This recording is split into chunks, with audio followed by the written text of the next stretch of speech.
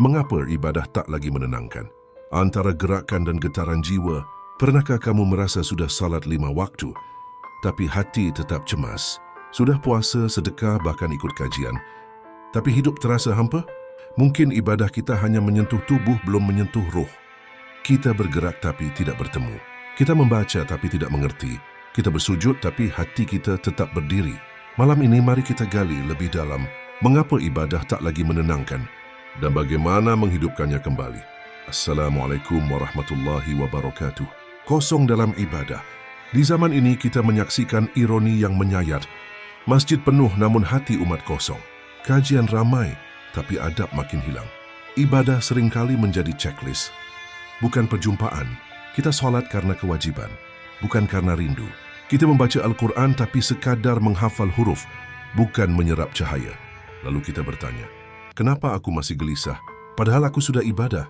Mungkin jawabannya, karena yang ibadah hanya tubuhmu, belum hatimu. Ibadah tapi tetap galau. Aku seperti pernah melihat seseorang yang rajin ke masjid, bahkan berzikir selepas solat. Tapi begitu keluar, ayah berteriak di jalan, menghina orang yang berbeda pandangan. Ada pula wanita yang tak pernah lepas dari kajian, jilbabnya panjang, tapi lisannya tajam, suka membuka aib saudaranya. Ini bukan soal mengejek, tapi ini potret kita. Kita ibadah tapi hati belum sembuh.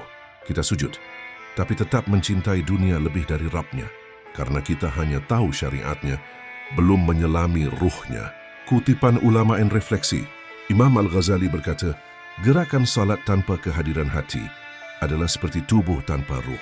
Syekh Abdul Qadir Al-Jailani mengingatkan, ibadah tanpa rasa cinta dan takut kepada Allah hanyalah gerakan kosong.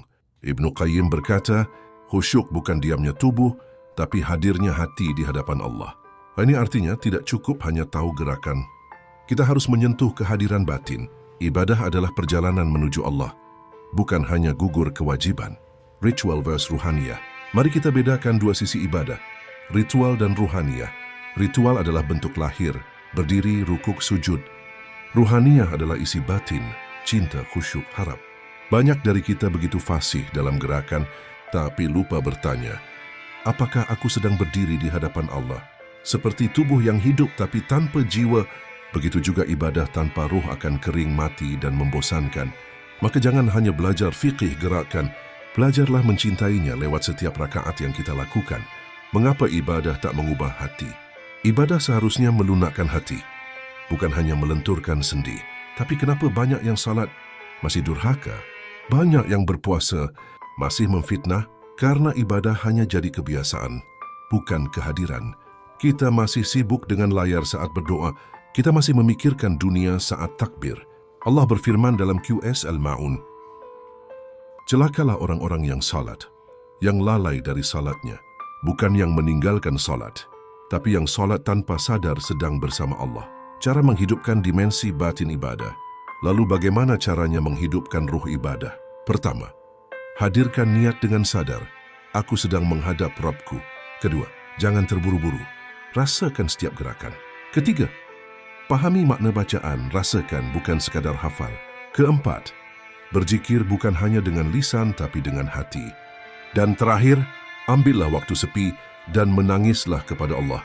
Karena saat air mata jatuh dalam sujud, disitulah ibadah menjadi pertemuan, bukan rutinitas. Kembali kepada Allah, jiwa ini lelah bukan karena aktivitas, tapi karena jauh dari sumber ketenangan Allah. Dunia memang menawarkan hiburan, tapi hanya Allah yang memberikan ketenangan. Ala bi dzikrillahi tatma'innul qulub. Hanya dengan mengingat Allah, hati menjadi tenang. QS Ar-Rad 28.